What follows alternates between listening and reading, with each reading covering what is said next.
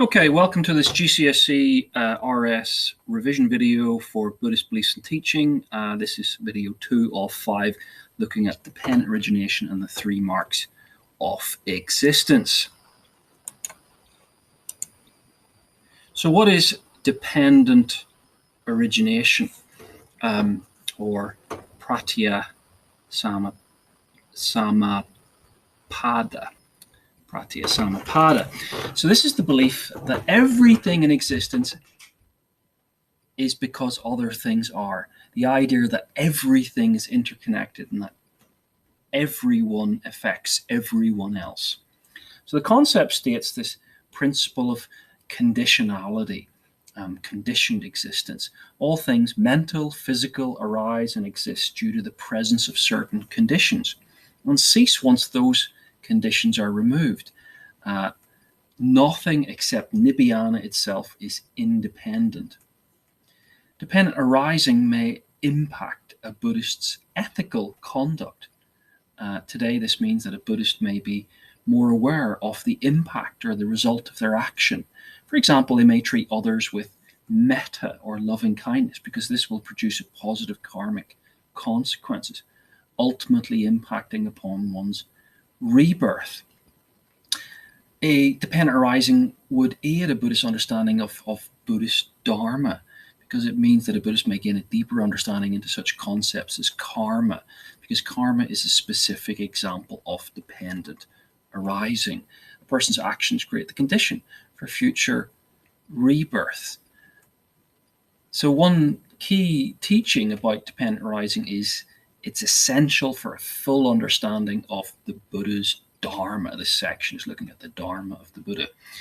This is supported by the Pali Canon, which states, whoever sees dependent arising, he sees Dharma. Whoever sees Dharma, he sees dependent arising.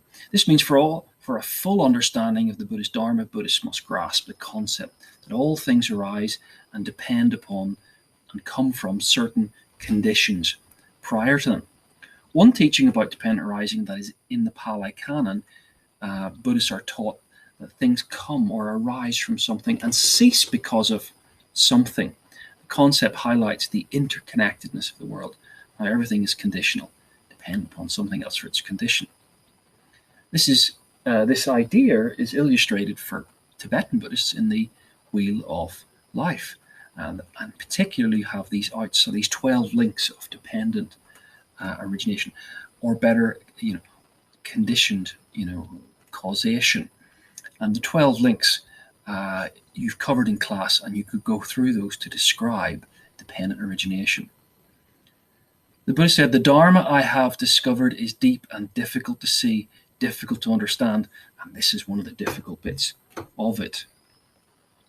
So what about the 3 marks of existence? What are they?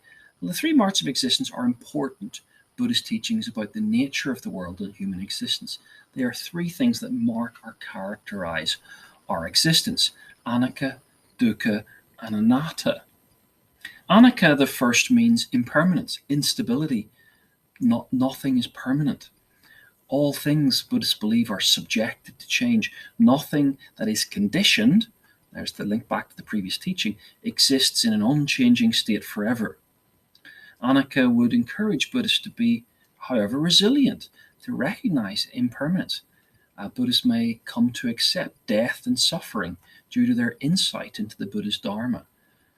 The idea that Buddha teaches that everything changes and everyone experiences this pain of change.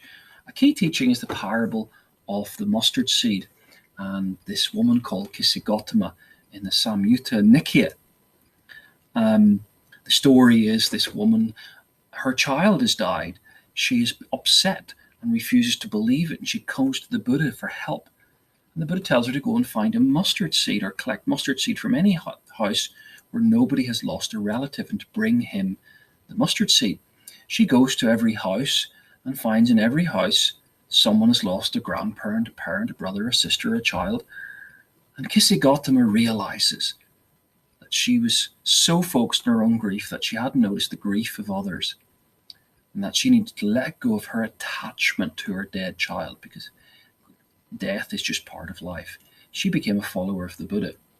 So Buddhists believe that in understanding Anata, it's important because when you truly understand this, you will not be attached to people, to not just people, but things and ideas, and consequently, you'll not suffer when inevitably the things go away or die. So Anaka may encourage a Buddhist to use specific aids to worship. When a Buddhist is performing puja or meditation, he could use a flower, a rupa of the Buddha during his parinibhayana. Even historical Buddha doesn't, exist permanently in a way, because it'll help them reflect, remind them that everything changes and nothing is permanent. So, as the Pali Canon says, all conditioned phenomena are impermanent. And so, reflecting on this teaching of change helps Buddhists overcome suffering in their lives by doing this kind of puja.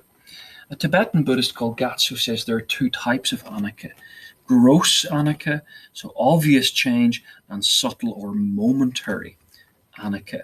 And being able to give examples of, for example, a rusty nail. You don't see the nail rusting slowly, but it is changing in a momentary, subtle way.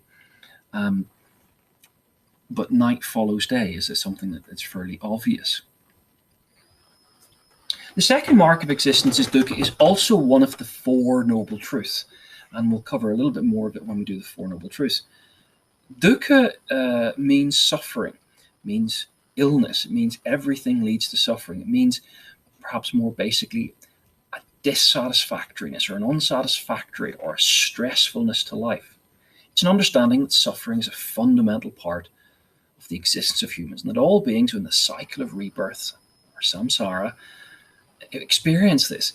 Buddhists believe it's important to recognize the universal nature of suffering if they're going to seek to overcome it. The Buddha in his first sermon says, "Now this, monks, is the noble truth of suffering." And he saw this in his own experience. Remember, the Buddha had seen old age, sickness, and death. And so that's kind of is one kind of suffering. That birth is suffering, old age is suffering, sickness is suffering, death is suffering. And in the same passage, in the first, the Dhammapaka Pabana, the turning of the wheel of Dharma, the first sermon, he then says there are three types of mental suffering as well. There's not getting what you wish for. There is contact with what's unpleasant. There's sorrow and despair. So what is the different types of suffering? Well, there is ordinary suffering, the kind of old age, sickness, and death. It's the type of suffering that covers everything negative in our sense experience: physical, mental, emotional pain. Then there's the kind of suffering that is to do with change, Anaka. This type of suffering results from the experiences of the persistently unstable ups and downs of life. It links back to impermanence. Suffering occurs when things change and the sense of happiness is lost. Getting what you don't want, getting what you do want. Things that are permanent, that you thought were permanent, become temporary, and things that are temporary become seemingly permanent. It's a feeling of sorrow and unhappiness experienced when a good thing is lost. And then the deepest kind of suffering is sankhara dukkha, to do with the skandhas. The dissatisfaction and attachment. The problem is we're attached. The type of suffering results from the attachment towards other people, other objects, other activities, and the subtle dissatisfaction with life as a general thing. A sense of frustration, anguish with life as a whole, sometimes called sort of existential dukkha, when the whole of life seems meaningless. The Pali Canon saying, monks, there are these three kinds of suffering. So what about the third mark of existence, Anata? Anata. Well, Anata means no self or no soul, and it's the idea that there's no fixed self, no soul. It's a universal truth that the soul is insubstantial, or maybe there isn't a soul, and that people change in the course of their lives. Denial of the real or permanent self. Soul, if there is one, it's just an illusion created by the combined kind of workings of the skandhas. Buddhism teaches there's no eternal soul, as other religions teach, like Hinduism, the Buddha grew up with. Rather, Human beings are comprised of 5 khandhas, or aggregates, and the word means a heap of twigs. If nothing lasts forever, then humans are included in this. There is no eternal soul. Any sense of a self or a soul is merely an illusion. And this is shown in the questions of King Milinda, a longer dialogue with this specific question about the soul that we'll look at in a second. And this is supported by the Dhammapada, which says all phenomena are without self. This means that for many Buddhists, they adopt the belief that there's no fixed individual self, rather the individual is always changing. One teaching about Anata is it must be adopted to achieve Nibbana. It's supported by the Buddhist teacher Nagasina, who says, when the notion of self ceases, one becomes free. This means for a Buddhist to free themselves from the cycle of samsara, they must come to believe and accept they have no permanent and fixed self. And it would affect Buddhists today. Anata would encourage them to adopt this very distinctive belief of rebirth without a soul. It may encourage them to perform particular, for example, death rites, linking into the practices unit. Tibetan sky funerals remind people that the body is nothing but an empty vessel, just the rupa, the form of the body. Shantideva, one of the early Tibetan thinkers, says, if all the harm, fear, and suffering in the world occur due to grasping onto the self, what use is the great demon to me?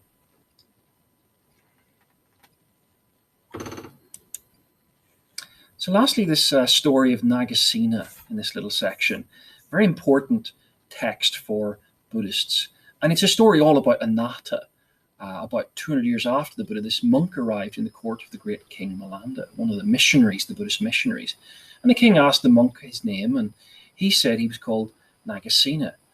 And when asked what his name, who he was, he said, well, and this is just my practical designation. His name was just a reference, not his real self or true self. He didn't, or his person. He asked what this meant. The king asked, he says, if I kill you, do I kill anyone then? And in reply, Nagasena says, well, O king, it's a bit like a chariot. It's made up of different parts, the wheel, the axle, and the yoke. You dismantle all the parts, it's no longer the axle. So it is with people and their self. The self, or the name, or whatever, is just a practical designation for this collection of parts. No, stop there again. Have a go at the topic test. Do some of the Quizlets to learn vocabulary, the keywords, quotation, and do some practice questions. Read some model essay answers and do some practice questions. This is video 2 of 5, Buddhist teachings, beliefs and teachings revision.